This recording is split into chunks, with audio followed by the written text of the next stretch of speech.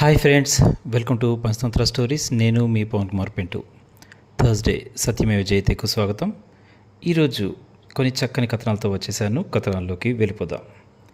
India ఇకపై India కాదు. అవును, ఇండియా ఇకపై ఇండియా కానే కాదు. ఇండియా ఇప్పుడు భారత్. అవును, G20 సదస్సులో నరేంద్ర మోదీ నేమ్ ప్లేట్ పైన, ఇప్పుడు జరుగుతున్నటువంటి బ్రిక్స్ సదస్సులో అజిత్ దోబాల్ గారి నేమ్ ప్లేట్ పైన ఇండియా అని లేదు, అక్కడ ఉంది కేవల్ భారత్. మన రాజ్యాంగంలో ఇండియా దట్ ఈస్ భారత్ అని ఉంది. ప్రపంచవ్యాప్తంగా ఇండియా అని పిలిచిన దేశంలో మాత్రం భారత్ అని వాడుతూ ఉంటాం.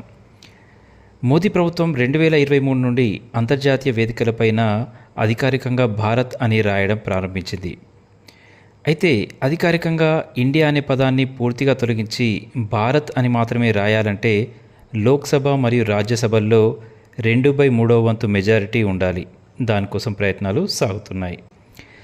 మన సాంస్కృతిక గుర్తింపులోనే జంబూ ద్వీపే భరతఖండే ఆర్యావర్తే భారతవర్షే అని ఉన్నప్పుడు ఇంకా బ్రిటిష్ వాళ్ళు పెట్టిన ఇండియా అనే పేరును మనం ఎందుకు మోయాలి? రాబోయే రోజుల్లో ఈ పదం పూర్తిగా తొలగిపోయి కేవలం భారత్ మాత్రమే కనిపిస్తుంది. ఇక మరొక మాస్టర్ స్ట్రోక్. మయన్మార్ అధ్యక్షుడు తన మొట్టమొదటి విదేశీ పర్యటన బీజింగ్కు వెళ్ళాలనుకున్నాడు. కానీ బీజింగ్కు వెళ్లకుండా ఢిల్లీకి వచ్చాడు. దీని వెనుక పెద్ద భౌగోళిక చదరంగం ఉంది. మన ఈశాన్య రాష్ట్రాల భద్రతకు మయన్మార్ సరిహద్దు చాలా కీలకం. ఇక్కడ మనవాళ్ళు పాటించిన రాజనీతి ఏంటంటే, మీ దేశంలో ప్రజాస్వామ్యం ఉందా, మిలిటరీ రూల్ ఉందా అనే నీతులు మేము చెప్పం. అధికారంలో ఉన్న మీతోనే మాకు వ్యాపారం అనే ఆచరణాత్మక విధానంతో కొన్ని ఒప్పందాలు చేసుకుంది. దీనివల్ల మనకు 3 అతిపెద్ద లాభాలున్నాయి.